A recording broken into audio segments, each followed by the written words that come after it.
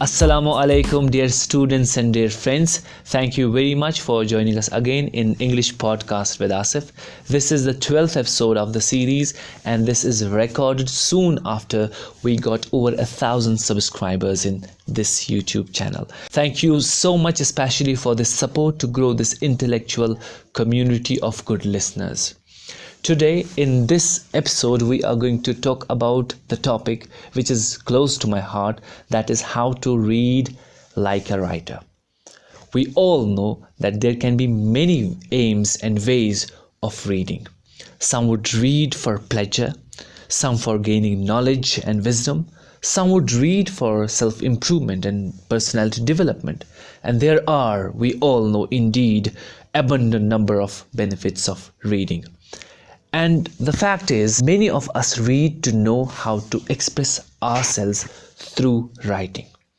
We read to learn writing, as simple as that. As we all know, reading helps us to be better writer. If you ask a writer how to learn writing, he would not mention any other thing before reading. Stephen King, a sci-fi writer, said, "If you don't have time for reading, you don't have time for writing." Simple as that. That means if you do not read, you cannot equip yourself with the tools of writing. My teacher, Shahnaz Bashir, he is a famous Kashmiri novelist. He has been in the previous podcast where he talked about writing. The link is in the description box if you haven't listened to that episode. He would say, read, think and write. Reverse is dangerous. I repeat, read, think and write. Reverse is dangerous. That means if you write first and then think and then read, that's what most of the people do, they will fail. This is dangerous, he says. So first thing would be reading and then thinking and then writing. And that's what we are going to talk about today. Now the question is, do we have to read differently to learn writing? And the answer is yes, of course. A writer who reads for learning writing doesn't only have to be concerned about the story only and the knowledge it gives, but the form, style, structure of a novel. See, the problem in our English learning in our school is that the teacher reads the story for you, and that's what you are concerned about. You are only concerned about the story. You don't encounter the language. You don't see the language. You don't see the expressions, how the words have been used and how other things have been taken into consideration. You come to know how the story is begun, what the characters do, how they are, and the end of the story. That's it. And this actually ruins the spirit of learning language, and this ruins the spirit of reading. Reading has to be done by the student, and the teacher can be a facilitator. Okay, that's how we can go with it. So wherever you come across that the teacher is reading for you, please resist that. I suggest and I urge to. I'd like to discuss this topic in 6 points so that comprehending it becomes easier. But before I do that, I would like to give a brief shout out of my students' YouTube channel. The name of the channel is DK. The link is pinned in the comment section. It is aimed to make videos on self-improvement, vlogs and much more. Kindly pay a visit and consider subscribing. And if you are new to this podcast that you are listening right now, do hit the subscribe button to show support and join the community of literature world. So here we go. Number 1, highlight and bookmark. When you read like a writer, you have to highlight the parts in the prose, maybe the words that you like, maybe phrases, sentences, or the scene that hit you the hardest. See, your aim of reading the book is not to know the story only, but to know the language. As my teacher would say, to torture the language. Bookmark the scenes that make you feel. Keep doing this for the whole book, And once you are done reading, come back to each scene you bookmarked and ask yourself, what is it about that part that you liked so much? And this way you are going to be conscious about language, and when you next time write something, you are going to find yourself with new expressions and with new ways of writing. Number 2, know the character well. Every time a new character is introduced in a book, in a story, ask yourself these questions. What makes the character unique? Because a good writer makes every character unique. They have some special traits, special attributes. So you have to find out what makes the character unique. Do they have a distinguishing physical trait or a repeated catchphrase that makes them stand out? You have to find out. What is the usual mood of the character? See, when you read the novel, you come across with whether the character is irritable, he's sad, melancholic, excited, or stupid, whatever. So you got to find out the usual mood of the character, and you can make the notes also. Your answers to these will help you take apart the magic of the author. You can then actively work towards using it in your own story the next time you write. Number 3, dissect the dialogue. While writing fiction, dialogue can make or break story. You must remember that. The readers will not be able to connect to your characters if their conversation sounds unnatural or forced. When you are reading a novel, try dissecting the dialogue and answering the following questions. They're very important.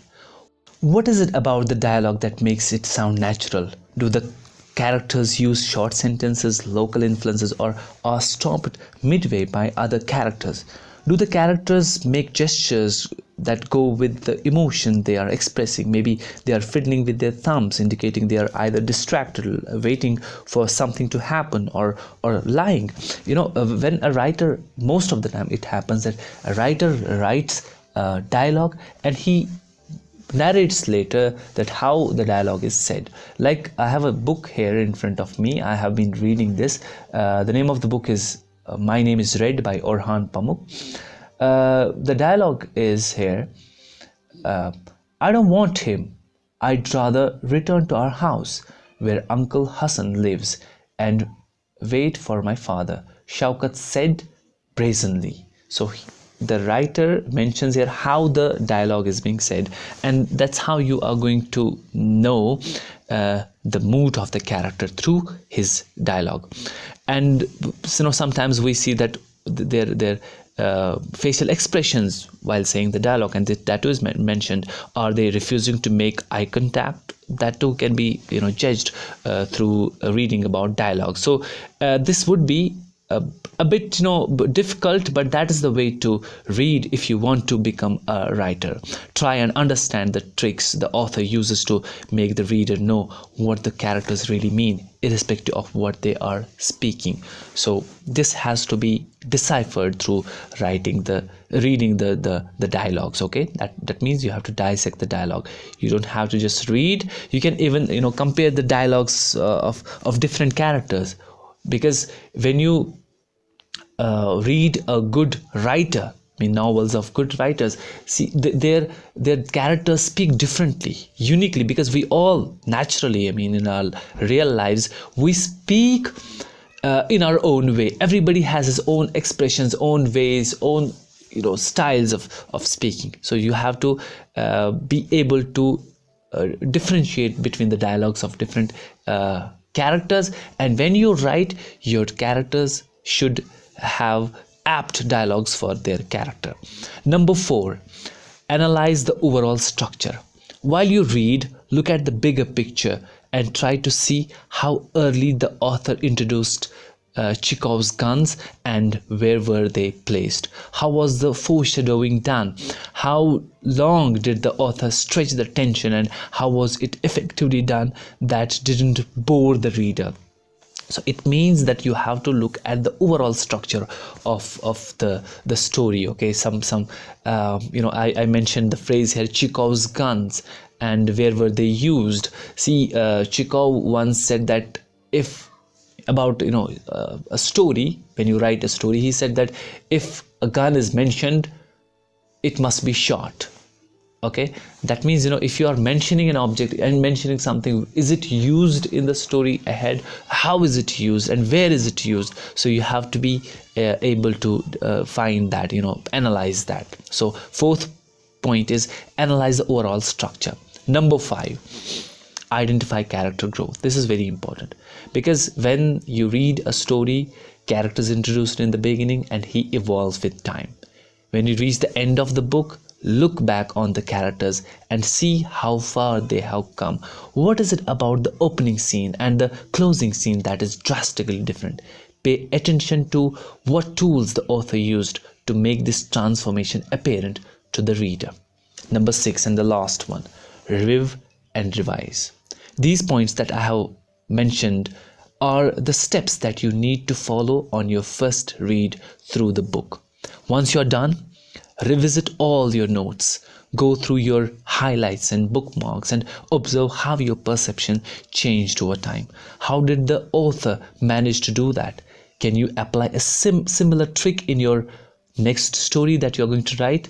Ask the right questions. Which aspects were powerful in the book? Was it the dialogue, the character development, or the fact that you learn new information? Remember the flavor this book left on your tongue and try to recreate it the next time you write. I'm leaving you with a quote by William Faulkner. He would say, and after that I will be recommending some 2 books that are going to help you becoming a better writer. Although you have to read novels, whatever you are going to write. For example, if you want to write a novel, you must read novels. If you want to write short stories, you must read a lot of short stories. If you want to write poetry, you must read a lot of poems. Okay, but the books I'm going to mention here are sort of instructional books, or sort of helping you in becoming a talking about discussing the technicalities of writing. Okay, I'm going to mention them. I think I should mention them first. So the first book is How to Read Like a Writer by Francine Prose. I'll be giving the links in the description so you can buy them. Number 2 is How to Write a Sentence and How to Read One by Stanley Fish. Now I would like to conclude this topic, this episode today, with the quote by William Faulkner. He would say, read, read, read. Read everything. Trash, classics, good and bad, and see how they do it. Just like a carpenter who works as an apprentice and studies the master. Read, you will absorb it. Then write. If it's good, you will find out. If it's not, throw it out of window. Thank you so much for listening. Take care of yourselves. God be with you.